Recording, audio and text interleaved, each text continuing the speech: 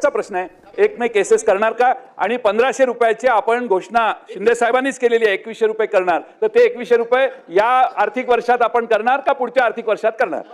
की बहीण योजनेचे ऍप्लिकेशन सर, ज्याचा उल्लेख आपण आकडेवारीचा केला, ॲपवर साधारणपणे 1,34,85,000 इतके ॲप्लिकेशन्स आहेत आणि पोर्टलवर ज्याचा आकडेवारीचा आपण उल्लेख केला ते 1,06,00,000 असं दोन्ही बायफर्केशननी हे 2,43,00,000 आहेत आणि ते आकडे आत्ताही आपल्याला ॲप आणि पोर्टलवर दोन्हीवरही आपल्याला हे पाहायला मिळतात. मी ह्याची कारण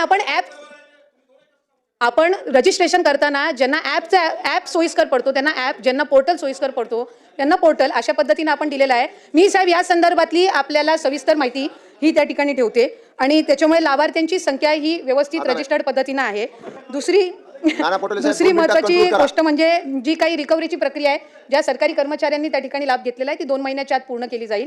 12,000 का 12,500 जे पुरुष लाभार्थी सुद्धा जे दाखवण्यात आलेले आहेत स्क्रुटिनीमध्ये, त्या संदर्भामध्ये सुद्धा क्रॉस व्हेरिफिकेशन करून त्याच्यातले किती जेन्युइन बेनिफिशरीज आहेत, किती फेक बेनिफिशरीज आहेत, या संदर्भातली हे करून त्या संदर्भातली चौकशी करून त्यांच्यावर कडक कारवाई केली जाईल.